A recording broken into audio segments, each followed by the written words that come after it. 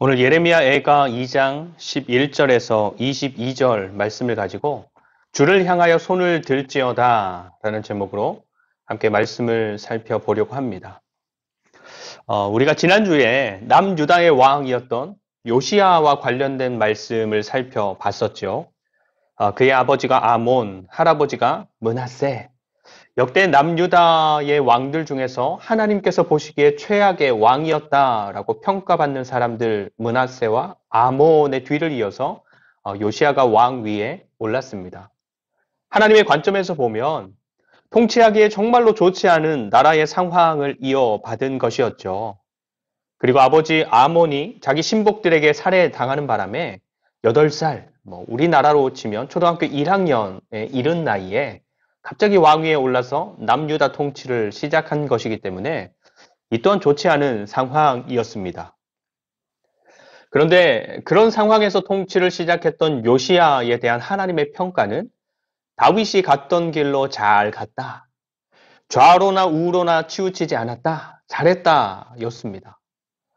요시야 당시에 이미 멸망했었던 북이스라엘 같은 경우에는 초대 왕이었던 여로보암이 시작해서 걸었던 길로 그 이후에 모든 왕들이 따라갔습니다.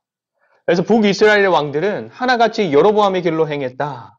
근데 그래서 어떻게 되었습니까? 끝내는 아수르에게 망해 버렸습니다. 그렇죠? 근데 남유다는 므낫세 55년, 아몬 2년, 그래서 57년, 보통 한 세대를 30년이라고 한다면 두 세대에 걸쳐서 최악의 통치가 그 나라에 실현되었던 것입니다. 그렇게 두 세대나 되는 시간을 그리로 걸어갔던 나라라면 그 이후에 일어난 왕이 지금까지와는 다른 길을 선택해서 걸어가기가 쉽지 않습니다.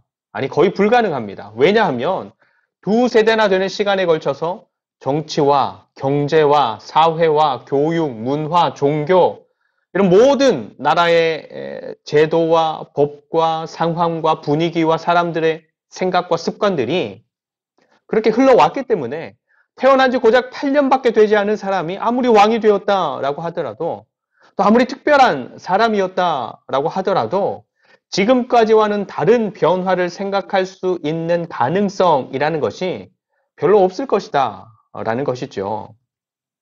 그런데 요시야는 했죠.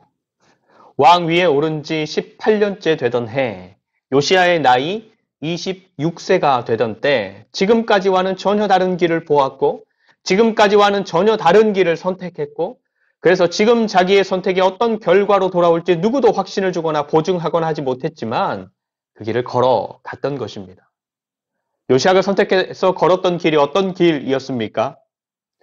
당시 온 나라의 백성들이 누리고, 즐기고, 의지하고, 붙잡고 있었던 것들을 부수고, 헐고, 패하고, 없애고, 쫓아내고, 금지하는 길이었습니다. 그래서 주변에 있었던 어떤 신하들도, 어떤 학자들도, 어떤 대단한 사람들도 왕이 보고 선택하고 걸으려고 하는 길에 대해서 잘 될 겁니다. 더 좋은 나라가 될 겁니다. 확신하거나 장담하지 못하는 길이었습니다. 근데 요시야는 그렇게 했습니다. 그리고 요시야의 그런 삶과 그런 통치가 하나님을 기쁘시게 하는 삶이었다. 하나님을 기쁘시게 하는 통치였다. 성경은 증거해 줍니다. 그럼 중요한 것, 요시야는 어떻게 그럴 수 있었을까 하는 것이죠. 자기는 경험한 적도 없고 자기 눈으로 본 적도 없는 길, 주변의 어떤 사람들에게서도 들은 적 없는 길, 어떤 전문가들로부터도 가르침받지 못한 길이었지만 요시야가 그 길을 선택하고 걸어갈 수 있었던 이유, 그것을 가능하게 했던 동력, 힘, 그것은 무엇이었습니까? 그것이 하나님께서 당신의 백성들을 향해서 말씀하신 것, 하나님께서 당신의 백성들을 향해서 약속하신 것이었기 때문이었습니다. 요시야가 성전을 수리하다가 발견한 율법책, 하나님께서 당신의 백성들을 향해서 말씀하신 말씀과 약속들을 보니까 지금 자기가 통치하고 있는 나라가 어디에 서 있는지, 어디를 향해서 가고 있는지, 그래서 지금 이대로 쭉 가면 어떤 마지막을 맞게 되는지에 대해서 깨닫게 되었던 것이죠.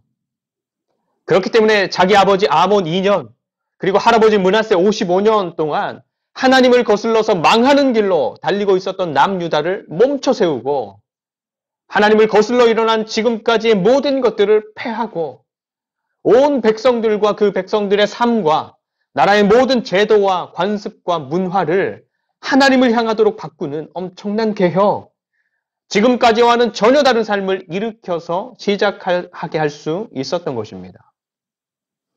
그래서 제가 서두에 말씀드리고 싶은 것은 두 가지입니다. 하나는 하나님께서 말씀하시고 약속하신 것들은 믿어도 된다. 신뢰해도 된다. 사람들이 동의하지 않아도 많은 사람들이 선택하는 대세가 아니어도 지금까지 누구도 그렇게 하지 않았어도 믿어도 된다.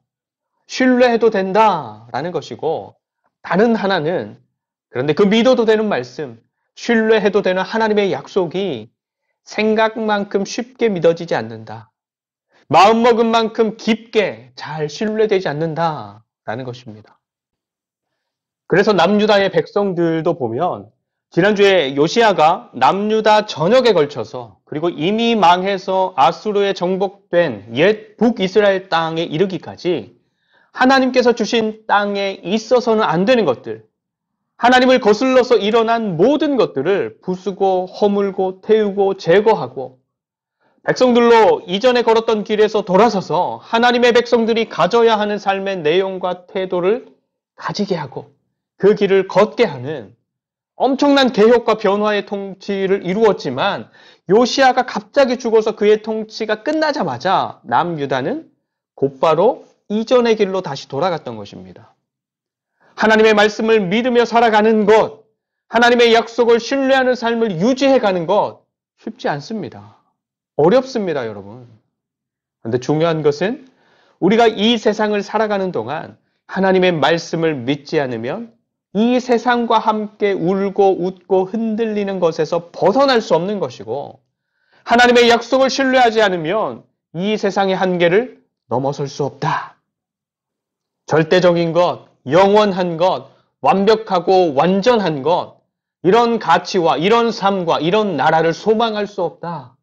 세상의 이치를 따라서 결국에는 낡아지고 약해지고 죽어 없어지고 망하는 삶에 머무를 수밖에 없다라는 것이지요.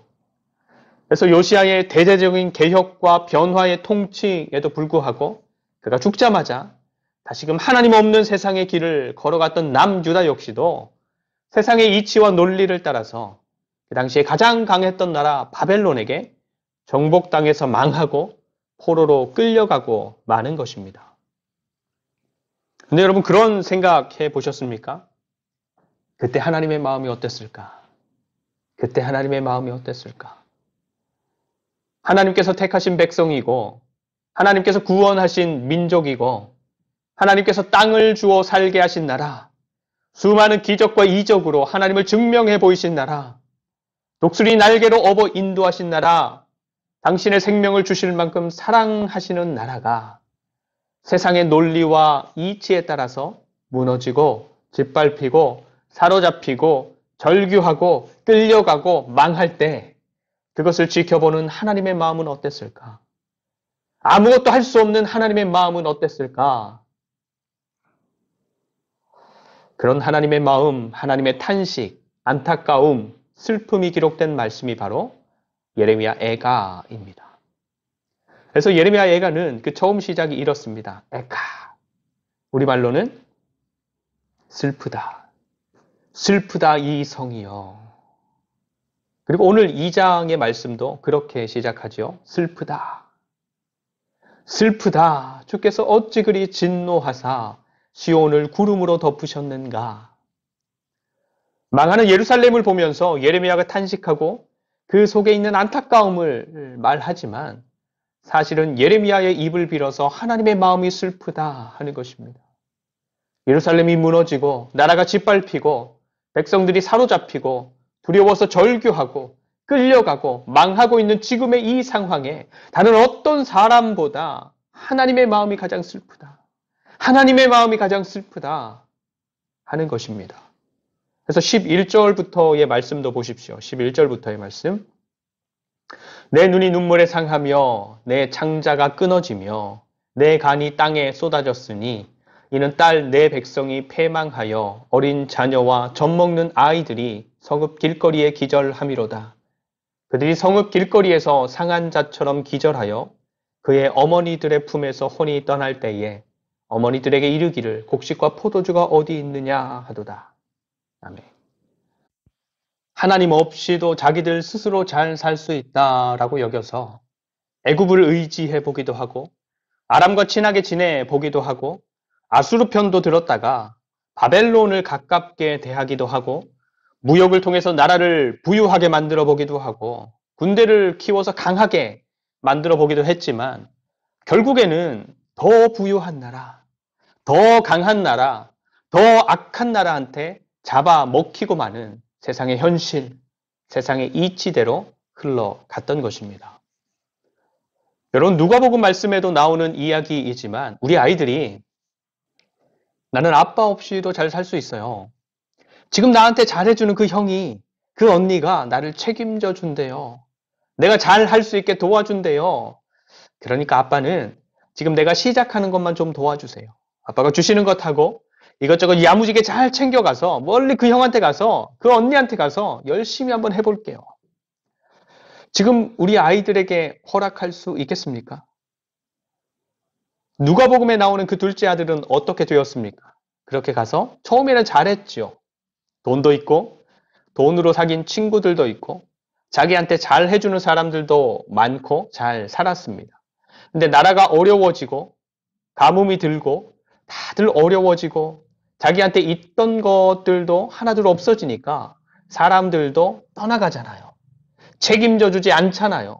이익이 되지 않으니까 멀리하고 도움이 되지 않으니까 버리고 버거우니까 떠나가잖아요.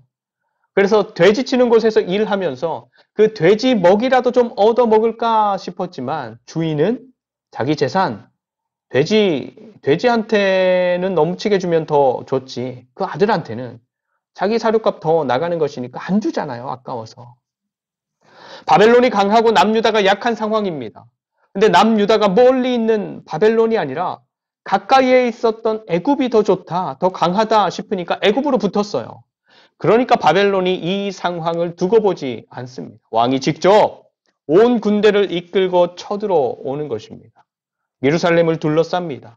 쥐새끼 한 마리도 들어오거나 도망가지 못하도록 둘러싸서 막아버리는 것이죠.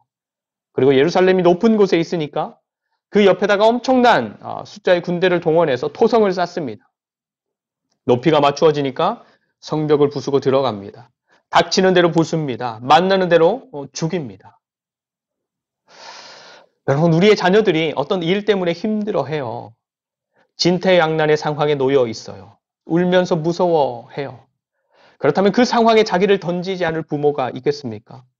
내가 해결할 수 있는 상황인지 아닌지와 상관없이 내 자녀를 안아주기 위해서, 힘이 되어주기 위해서, 내 자녀를 그 상황에서 끄집어내기 위해서 몸부림치지 않을 부모가 있겠습니까? 근데 만약에 내가 그렇게 하지 못하게 누군가 막는다면 부모된 우리의 마음 어떻겠습니까? 힘들어하고 무서워하는 자녀를 위해서 그 무엇도 해줄 수 없는 상황이라면 부모된 우리의 마음이 어떻겠습니까? 내 눈이 눈물에 상하며 내 창자가 끊어지며 내 간이 땅에 쏟아졌으니. 남유다, 하나님의 백성들을 향한 하나님의 마음이 그런 것입니다.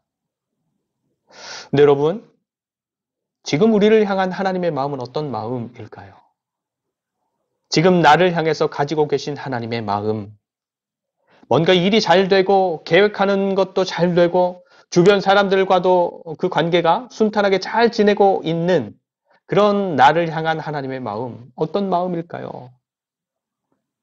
반대로 삶에 어떤 문제를 만나고 그래서 고민하고 힘들어하고 방법을 강구하며 몸부림치고 있는 지금의 나를 향한 하나님의 마음은 어떤 마음일까요?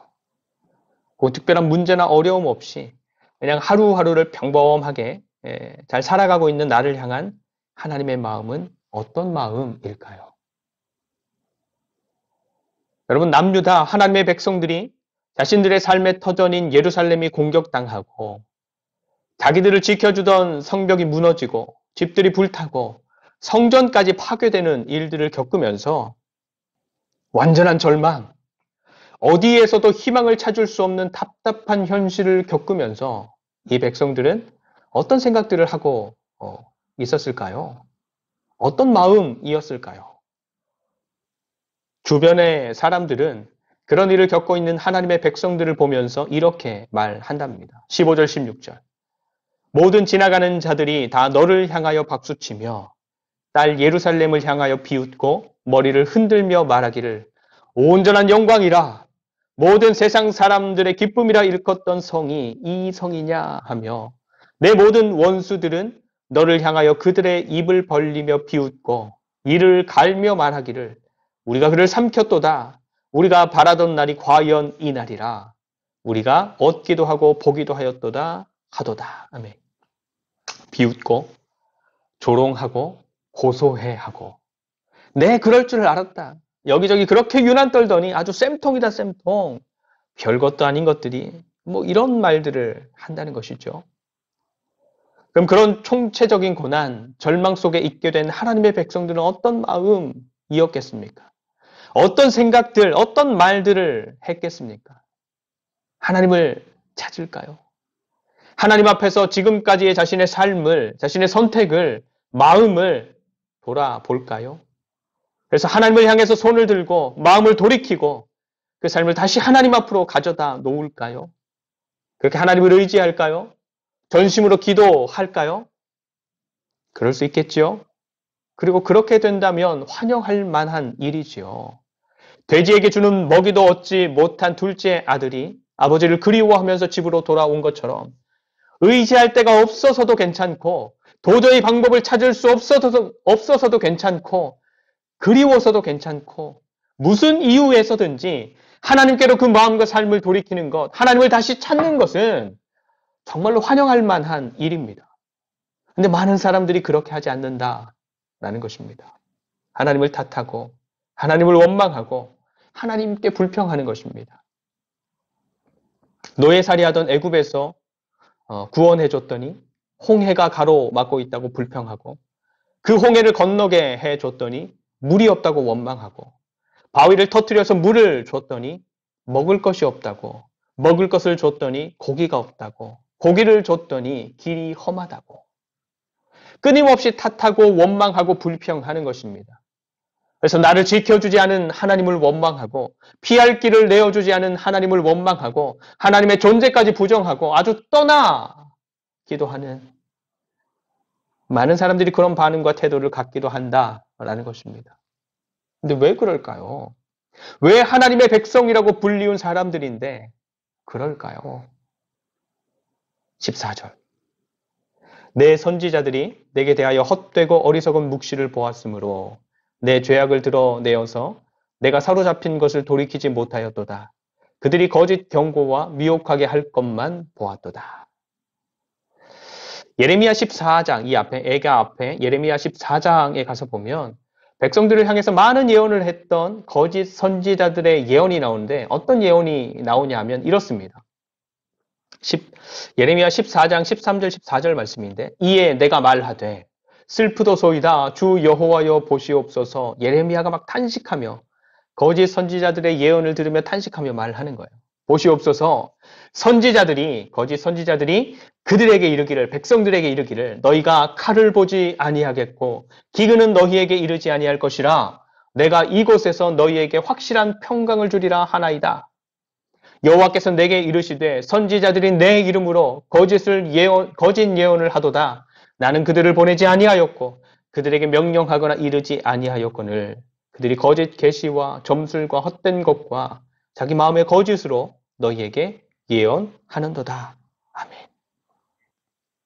잘못된 말씀, 좀 더 정확하게는 잘못 해석된 말씀, 내가 믿고 싶은 말씀에만 귀 기울이고 내 상황과 내 마음을 대변해주고 내 욕심과 욕망을 채워주는 말씀에만 귀 기울이며 살아온 삶, 그것 때문이었던 것입니다. 당신의 백성들에게 칼이 아니라 평화를 주고 기근이 아니라 풍성함을 주고 어려움을 이기게 하시고 문제를 해결하도록 위험으로부터 안전하게 지키리라 라는 약속의 말씀은 하나님께서 하지 않은 말씀이 아닙니다. 하셨던 말씀, 약속하신 것들입니다. 그럼 뭐가 문제입니까? 하나님의 말씀을 믿은 건데 근데 하나님은 그것만이 아니라 그 반대의 말씀, 그 반대의 약속도 하셨다라는 것이지요. 평화가 아니라 칼이 뒤따르도록, 풍성함이 아니라 기근을 주고, 이기는 것이 아니라 패하게 하시고, 해결이 아니라 첩첩산중에 문제가 쌓이도록, 안전함이 아니라 위험을 주겠다라는 것 역시도 하나님께서 하나님을 믿지 않는 이방 사람들을 향해서가 아니라 당신을 믿는, 당신에게 속한 백성들에게 하신 약속이다 라는 것이죠.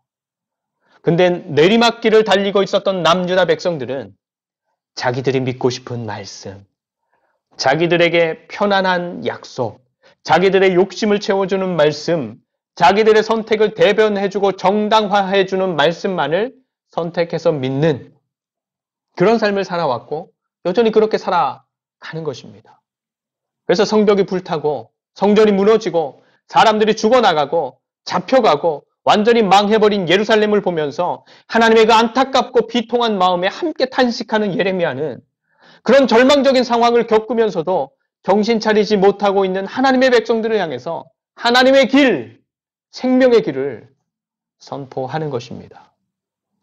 오늘 말씀 18절과 19절 말씀입니다.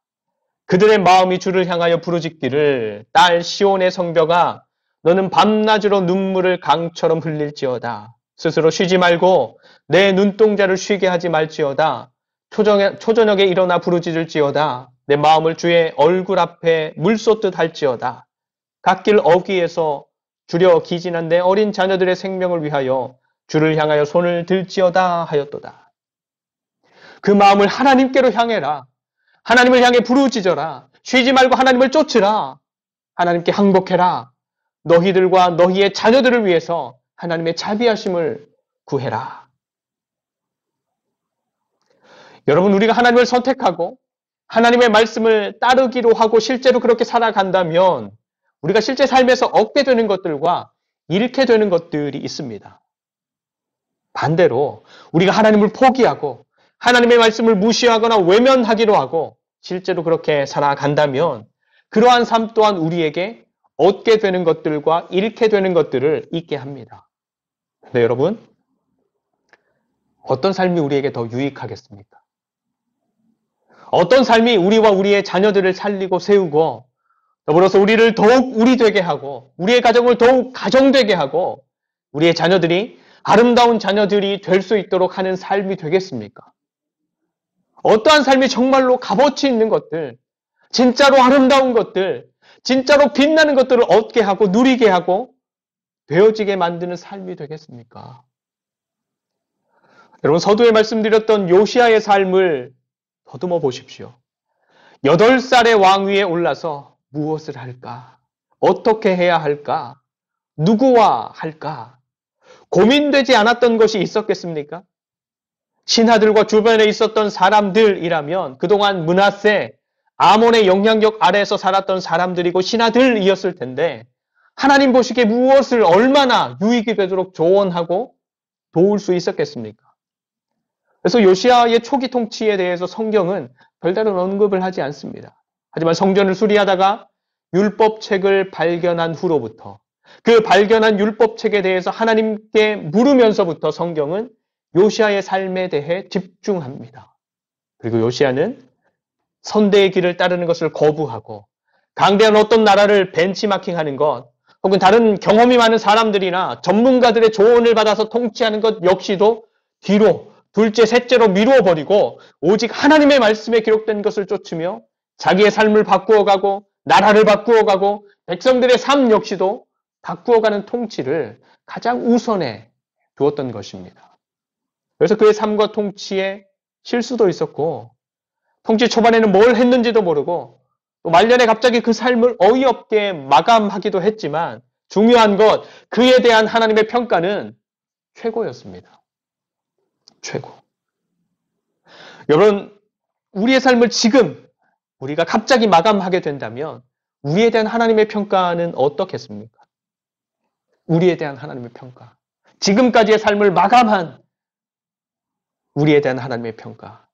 다윗의 길로 행하였더라.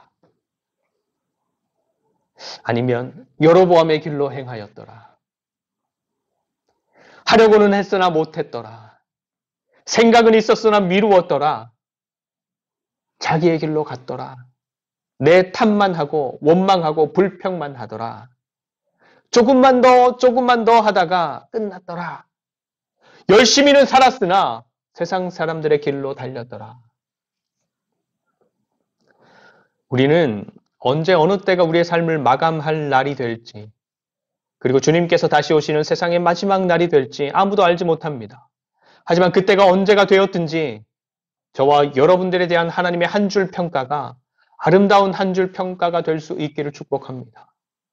그러기 위해서 오늘 예레미야의 선포처럼 우리의 마음을 하나님께로 향하는 삶이 되고, 주님을 향해서 부르짖는 삶이 되고, 우리의 자녀들을 위해서도 눈물로 기도하는 삶, 하나님을 향해서 두 손 두 발 다 드는, 그렇게 전적으로 맡겨드리는 하나님 의존적인 삶이 저와 여러분들의 삶이 되시기를 간절히 축원드립니다. 그래서 이 땅에 살지만 이 땅에 매이지 않는, 그래서 하나님 안에 있는 평강과 기쁨과 자유함을 누리며 하루하루의 삶을 행복하게 살아가면서도 끝내는 하나님 보시기에도 온전한 사람들로 완성되어가는 소망 있는 사람들, 사랑하는 하늘둥지 교회가 되시기를 간절히 축원드립니다. 기도하겠습니다. 하나님, 우리의 손을 하나님을 향해서 듭니다. 우리의 마음과 시선을 하나님께로 두기 원합니다.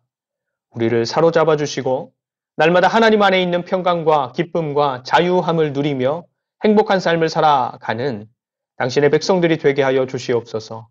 나라가 많이 어렵고 더불어 우리의 삶도 많이 어렵습니다. 함께 하시는 하나님으로 말미암아 어려운 삶 속에서도 소망을 품게 하시고 갑자기 찾아온 추위, 변덕스러운 날씨에도 강건한 삶을 살아가는 당신의 자녀들이 되게 하여 주시옵소서. 감사드리며 믿는 자들의 소망이 되시고 든든한 반석이 되시는 예수 그리스도의 이름으로 간절히 축복하며 기도드립니다. 아멘.